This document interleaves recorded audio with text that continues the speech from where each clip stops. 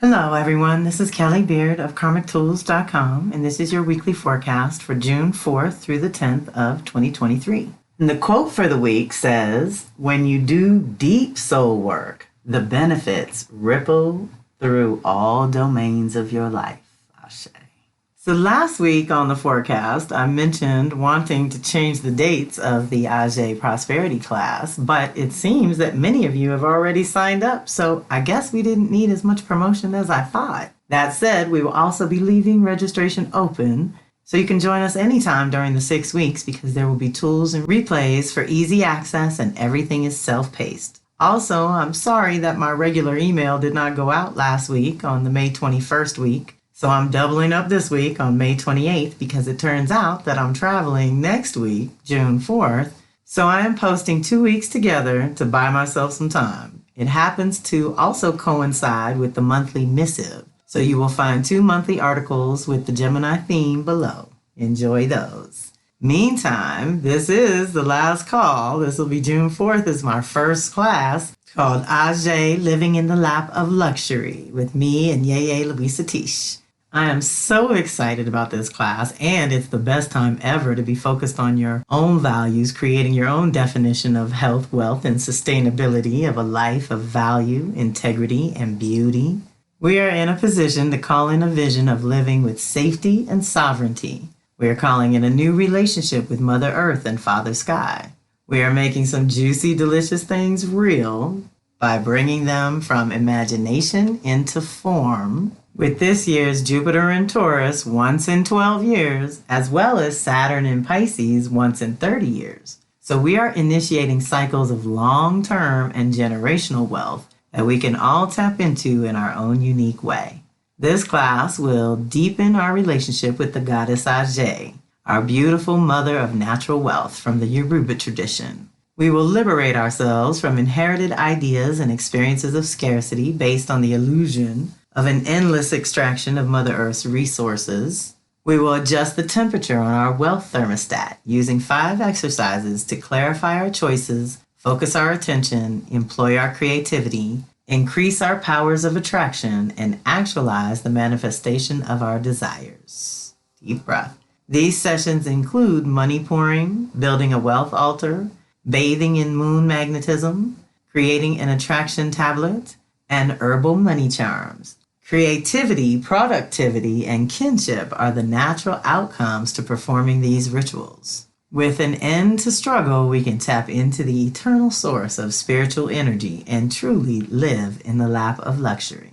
It is so potent to gather in community like this and focus our combined energies on affluence, flow, health, wealth, happiness, and most of all, wholeness. As a bonus, I will be sharing how to work your money mojo with the unique alchemical mix of energies available in your own blueprint by helping you understand the areas of life or houses in your chart where your power, lessons, and shadows around wealth, comfort, and security reside. Deep breath. So definitely register to join us if you can. Tuition is $536 or 2 payments of $269, or you can pay Yeye directly, $500, 2 payments of $250. Also, coming up June 3rd and June 17th is our Gemini Sag Lunation. So I've attached my Lunar Tools Support and Guidance, which is a special additional PDF that is like bonus material in most of my classes and most of the places where I show up to help and serve and teach. I'm getting more requests for it as more of you use it and turn to it as a resource, but I highly, highly recommend it because it puts everything in one place. And for those of you who've been with me for a long time, I've always had Lunar Tools, and some of that is still in there, but the format has definitely been upgraded to reflect new practices that I'm doing with Yeye Tish and the cross-pollination of our classes and combined circles. So these tools are supporting us in many, many different areas of life. And I encourage you to download that PDF and check in over the course of the next month, maybe weekly, do a little check-in, see how things are unfolding for you. There's breath work, questions to contemplate, issues and areas of life being affected, good, easy bullet points, not too hard, not too long. It's only 12 pages because I put every different thing on a different page. So enjoy those too. Now, our week kicks off also on Sunday with Mercury conjunct Uranus. This is a big deal because this is initiation of very new consciousness post Mercury retrograde after we've all been rewired in our mental and in Taurus. So we're thinking about our creature comforts and personal security, our relationships and finances, the things that are really close to our heart. Also, where the famine shows up and where the survival mode shows up and some of the shadows of that area of life. So let's be mindful of what we are feeding into the root of this initiation. It is said that this energy depends on your normal mental speed, which is not the same thing as intelligence. If your mind is naturally quick, then you will be downloading more than usual during this initiation. Uranus acts as a lightning bolt that strikes and briefly illuminates an area of your life, in this case, Taurus, a new embodiment for one and all. Aha moments will lead to more strength and stability, but only to the degree that you are consistent and dedicated yourself. If you are in like-hearted circles, the conversations could be really stimulating, unlocking perceptions across the board. If your mind is not naturally quick, then this will be helpful for you as you are more likely to experience awakenings and connections to your own intuition that helps strengthen it within you. I love that. The shadow side to this energy is being oversensitive and jumping to conclusions. Test and ground your insights before hardwiring them into your being in any kind of way. Okay, remember, test and ground your insights. It's one thing to be an information junkie and gather. It's another thing to apply what you learn, practice, test it, work it into your system so that it works for you. Definitely a core value around here. Whatever gets zapped or loosened up can thus be moved to the compost pile. Whatever gets illuminated, becomes conscious, is to be further investigated for merit, but valuable nonetheless. Keep records of these aha moments, as you won't be able to immediately act on all of them at the same time, and those you cannot, especially at this time, often turn into nuggets of gold in your future. Deep breath. We're calling up your unique genius. Now, that was Sunday. Monday, Venus enters Leo, and y'all know this is my girl. We hang out a lot. In the Yoruba tradition, she is Oshun, so I am dedicated to the house of Orunmila Oshun, and she helps soften my Oya and is a very close confidant that I trust implicitly. And when she's dancing through Leo, we have some new things to focus on and a new cycle is getting underway. And a real quick remind, it's an 18-month cycle where we do 9 months of release work and 9 months of reclamation work. And we're about to initiate a whole new cycle with a Leo theme. We're coming out of a Capricorn theme and going into a Leo theme. So ostensibly, we've been reorganizing, getting grounded, recalibrating our commitments, our roles, our responsibilities. All that got an upgrade in the last 18 months, specifically so that we could go forward in Leo theme and tap into our creativity, our authenticity, to be able to express your own truth. Very good juju. But there's a reset, and normally Venus spends 3 weeks in a sign. Right now, as of June 5th until October 8th, that's 4 months in Leo. That is going to directly affect your Aquarius and Taurus Scorpio by default, by the way. So Venus in Leo brings up issues where your personal self-love, self-esteem, and self-worth issues are all concerned. More than ever, we have to operate from heart center. You have to care in order to get engaged, and so you must clear away all that you do not care about, so that what you do care about has more room to grow and evolve. One of my mantras is that my personal sanctuary is where everything I'm serious about I get to do for fun. That's my hope for this Leo infusion of energy, light, and renewal. The next 4 months should afford you time to renew your personal self-care routines, as well as your primary love or work relationships, and prepare to be yourself more fully and let the chips fall where they may. This Venus work is going to be very personal for those with Leo, Aquarius, and Taurus, Scorpio activated in their charts. Things that were important to you 6 to 9 months ago are probably not so vital now, and things that were not even on your list of priorities may have moved to the top. In this case, Leo means your core essential nature and authentic self-expression has evolved over time, and adjustments to your personal presentation and current playmates should begin to reflect the upgrade. Deep breath. Now, let me just say this too. She goes backwards every 18 months. That allows us to reset our personal values and priorities individually, but she goes back to the same place every 8 years. So the last time she retrograded in Leo was 2015, and before that was 08, 07, 08. So feel into those years as to how it was going around your self-love and self-worth, and around the following bullet points I've got in here on the blog that has the light expression of Venus in Leo and the shadow expression of Venus in Leo. So the light expression is all about adventure, inspiration, risk, and just for fun. This is where we strongly value love, authenticity, and freedom. They're all connected in this department. Self-creation, sourced in your heart and natural. Don't even have to try. Loving your inner child, your innocent child heart.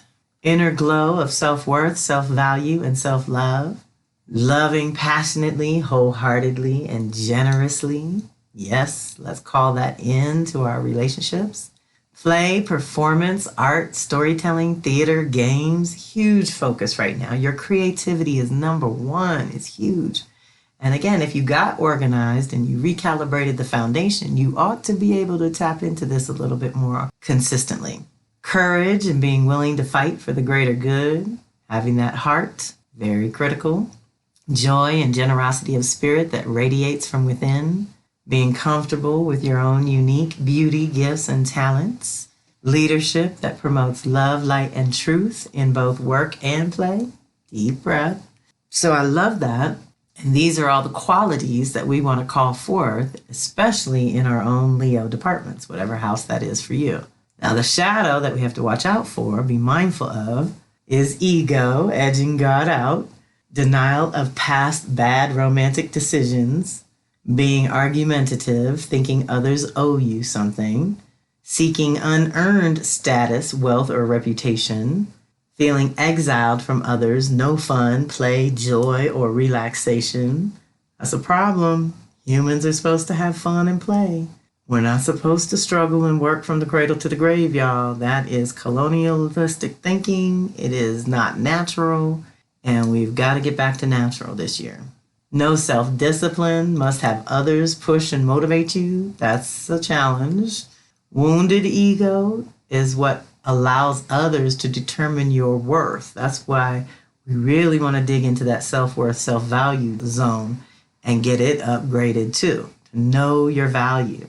Don't allow others to determine your level. Playing a role, looking the part but not being the part. Okay, that's where we have all the outside is all shiny and glistening, looking good, but inside is turmoil and chaos and darkness. We don't need that. That's not the way we want to roll. We want to be authentic light from the inside out that radiates naturally. That need for validation, appreciation, applause from others. In general, when we're in this zone, we're supposed to be giving that, not being starving for it. Being overly dramatic or manipulative to get your own way, that's a problem. That's going to hurt. That's going to come back to bite you. And finally, false pride, trying to be perceived as someone you are not. So again, with that authenticity and let the chips fall where they may, y'all. This is what time it is.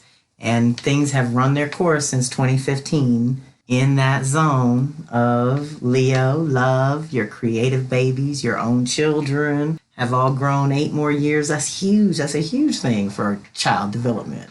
So for us, it's values and priorities around our relationships and finances, or what I call love, money, and magnetics.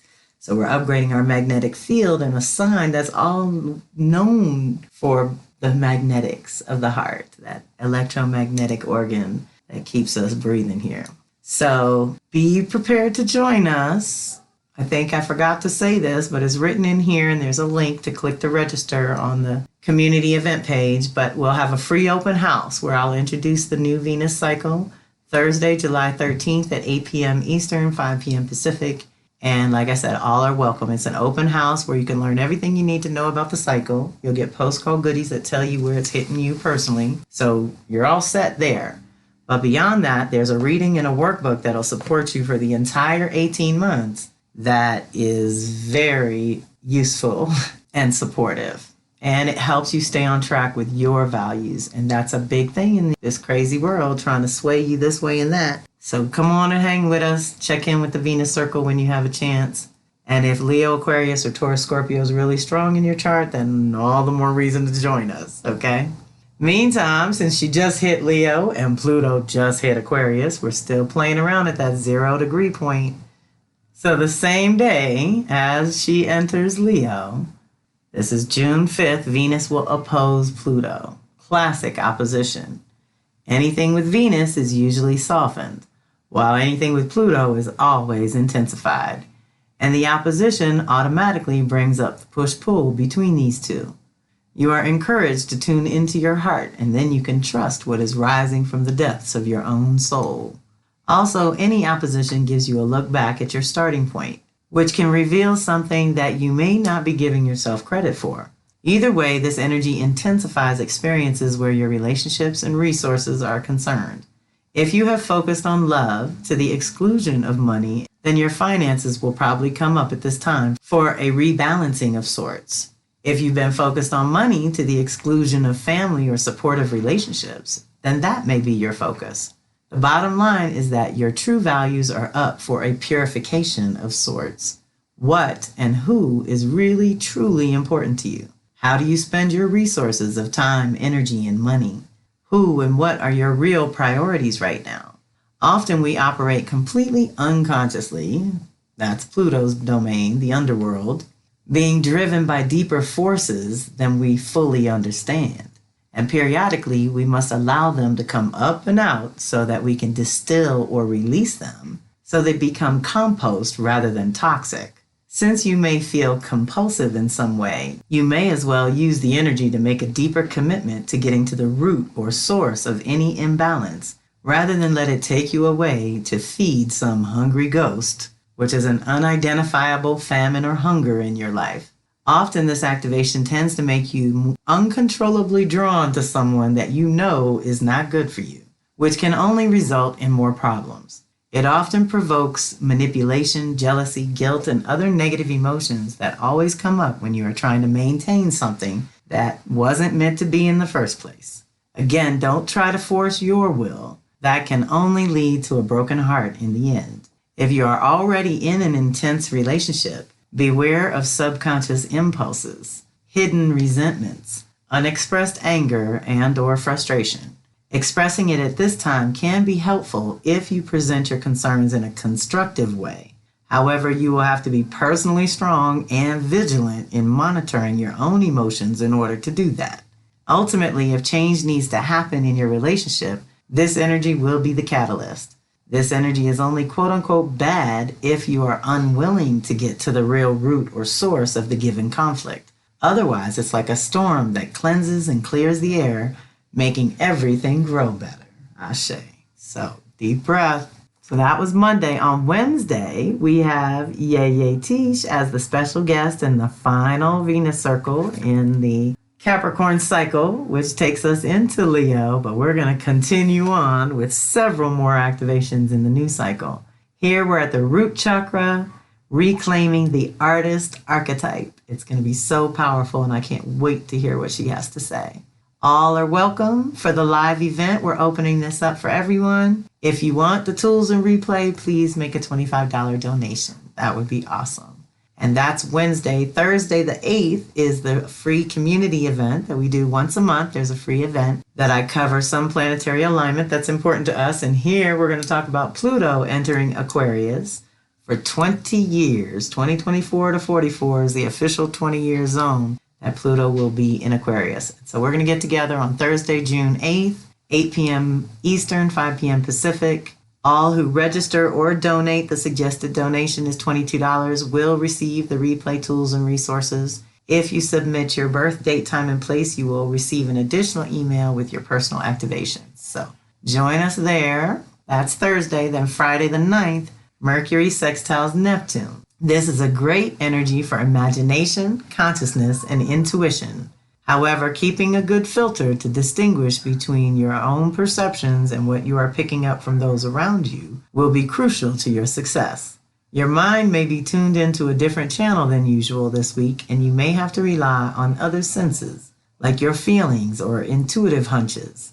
You may be very perceptive, picking up on the thoughts and feelings of others, which, if and when you are clear and your filters are working, can yield some surprising revelations about where their consciousness is at this time, for better or worse. But it also reflects an aspect of your own consciousness that you may not have been aware of, so let's pay attention. Try to avoid work that requires attention to detail. Allow your creativity to flow freely without censoring what comes through you at this time. You can organize it later.